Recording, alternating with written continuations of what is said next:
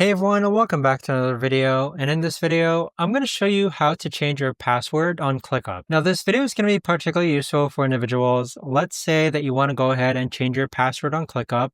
Maybe you want to change it to something with letters, characters, and symbols. How do you actually go ahead about doing so?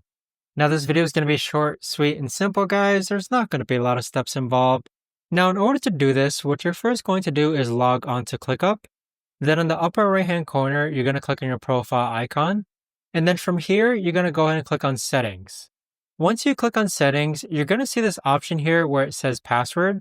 This is where you could actually go ahead and enter your new password and then click on save. On this page here, you could also change your name and your email. But that right there, guys, is the best and easiest way that I know of to actually go ahead and change your password on ClickUp. If you guys know of a better, easier way to actually do this, let me know in the comments down below. I would love to know. Thanks so much for watching, everyone, and I'll see you guys all in the next video.